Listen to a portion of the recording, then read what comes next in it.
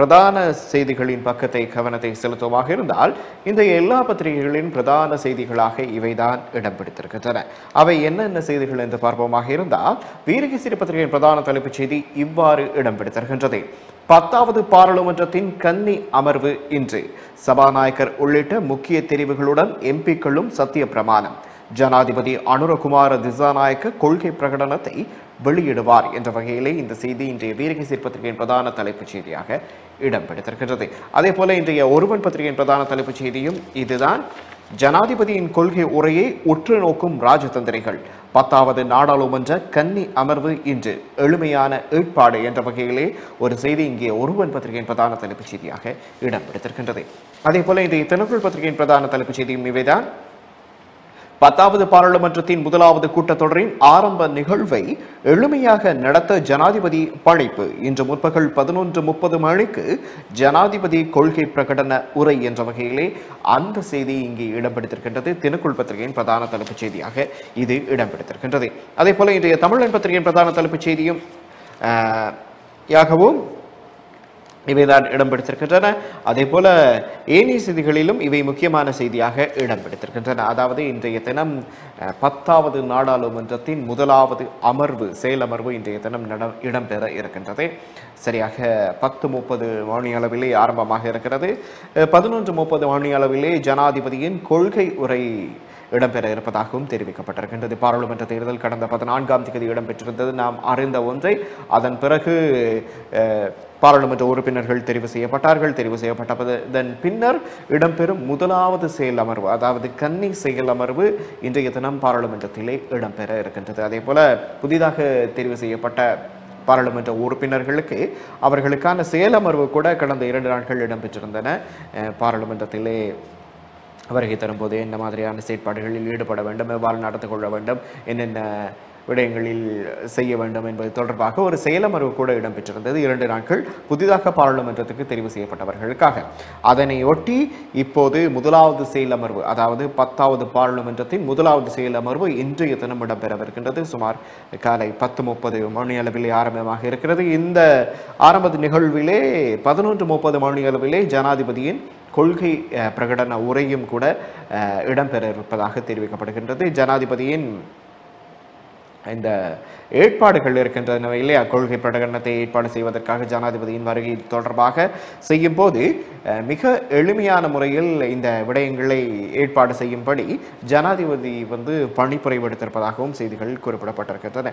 நாங்கள் பார்த்திருந்தோம், ஜனாதிபதியாக தெரிவு செய்யப்பட்ட காலத்திலிருந்து அவர் எளிமையாகவே பின்பற்றுகின்றார். அப்படி கொண்டாட்டங்களில் கூட பெரிதான கொண்டாட்டங்களில் ஈடுபடாதீர்கள் என்ற மாதிரியான செயற்பாடுகளை அவர் தெரிவித்திருந்தார். அதே போல பாராளுமன்ற உறுப்பினர்கள் தெரிவு செய்யப்பட்டதன் பின்னரும் கூட மிக எளிமையாகவே கொண்டாட்டங்கள் இருந்ததை நாங்கள் காணக்கூடியதாக இருந்தது. அதே போல இந்த பாராளுமன்றத்தின் முதலாவது செயலமர்வு, அதாவது கன்னி செயலமர்வு இன்றைய தினம் இடம்பெறவிருக்கின்றது. இதை முன்னிட்டும் இதையும் கொஞ்சம் எளிமையாக, முடிந்தளவு எளிமையாக செய்யுங்கள் என்றவாறு உத்தரவிட்டிருப்பதாக, பணிப்புரை விடுத்திருப்பதாக இந்த செய்திகளிலே குறிப்பிடப்பட்டிருக்கின்றன.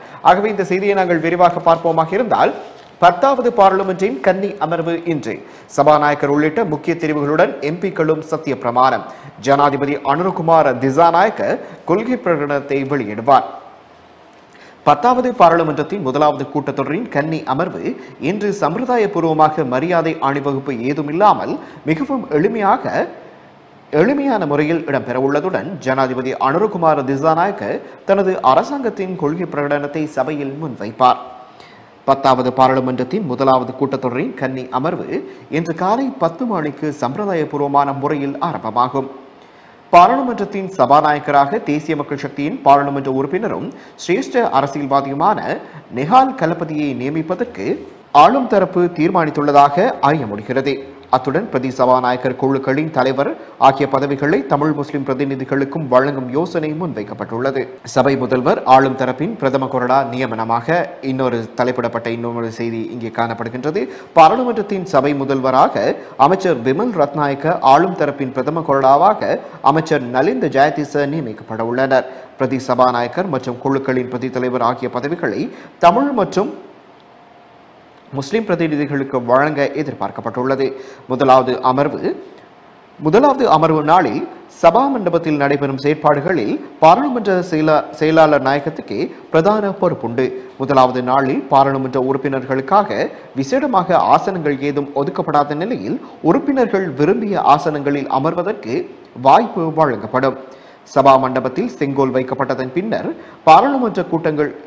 பாராளுமன்றம் கூட்டப்பட வேண்டிய நாள் மற்றும் நேரம் அடங்கிய ஜனாதிபதியின் விசேட வர்த்தமானி பிரசுரத்தை பாராளுமன்ற செயலாளர் நாயகம் முதல் பணியாக சபைக்கு அறிவிப்பார்.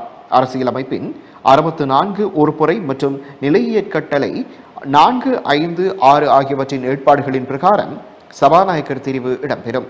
ஏகமனதாக ஒருவர் தெரிவு செய்யப்பட்டால் வாக்கெடுப்பு தேவையில்லை. இல்லையில் வாக்கெடுப்பின் மூலம் நியமித்தல், சபாநாயகரின் சத்திய பிரமாணம் வழங்கல் என்பன இடம்பெறும். அதன் பின்னர் பிரதி சபாநாயகர் குழுக்களின் பிரதி தலைவர் தெரிவும் நடைபெறும். பாராளுமன்ற அமர்வு இன்று காலை 10 மணிக்கு ஆரம்பிக்கப்பட உள்ளதால் கூட்டத்தில் பங்கு பெற்றவருக்கும் பாராளுமன்ற உறுப்பினர்கள் அனைவரும் காலை 9 மணிக்கு பாராளுமன்ற வளாகத்துக்கு வருகை தர வேண்டும் என பாராளுமன்ற செயலாளர் நாயகம் அறிவுறுத்தியுள்ளார். பாராளுமன்றத்துக்கு வரும்போது உறுப்பினர்கள் வாகனங்கள் போலீசாரால் உரிய தரிப்பிடங்களுக்கு அனுப்பி வைக்கப்படும். பாராளுமன்ற உறுப்பினர்களின் கூடங்களில் நுழைவதுடன் வாக்களிப்பை மணியோசை எழுப்பும் வரை பிரத்யேகமாக ஒதுக்கப்பட்டுள்ள கூடங்களில் தங்கியிருத்தல் வேண்டும். பாராளுமன்ற அமர்வு முற்பகல் 10 மணிக்கு ஆரம்பமாவதால் முற்பகல் 9:30 மணிக்கு சபா மண்டபத்துக்குள் பிரவேசித்து ஆசனங்களில் அமர வேண்டும் என அறிவுறுத்தப்பட்டுள்ளது. பாராளுமன்ற முதலாவது அமர்வில் சபாநாயகர் தெரிவு பிரதானமானதொரு விடயமாகும். சிரேஷ்டத்துவம் மற்றும் தகமை அடிப்படையில் சபாநாயகர் தெரிவு செய்யப்படுவார். சபாநாயகர் பதவிக்கு இருவரின் பெயர்கள் முன்மொழியப்பட்டால் ரகசிய வாக்கெடுப்பு நடத்தப்படும். ஒருவரின் பெயர் மாத்திரம் முன்மொழியப்பட்டால் ஏகமனதாக தெரிவு இடம்பெறும். சபாநாயகர் தெரிவு செய்யப்பட்டதுடன் சபாநாயகர் சத்திய பிரமாணம் செய்து கொள்வார்.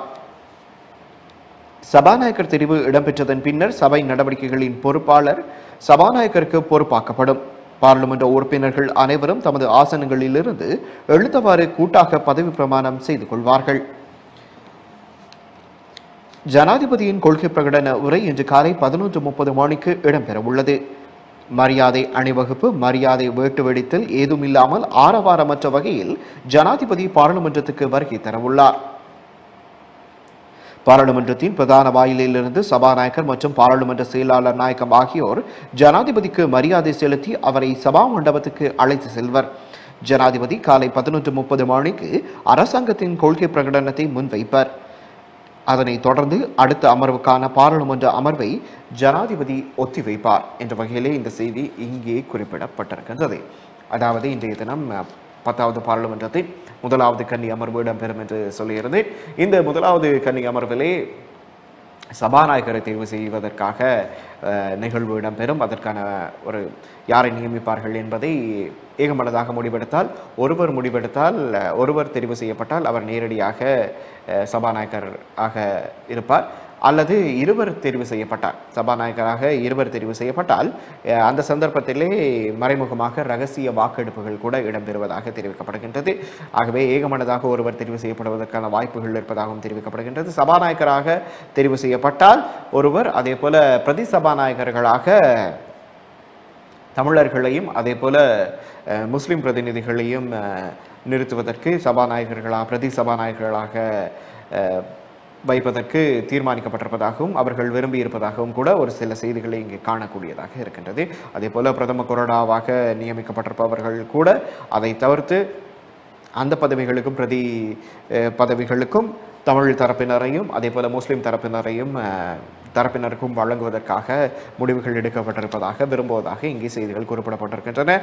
அதே போல ஜனாதிபதியின் முதலாவது கொள்கை பிரகடன உரையும் கூட 11:30 அளவில் ஆரம்பமாக இருக்கின்றது.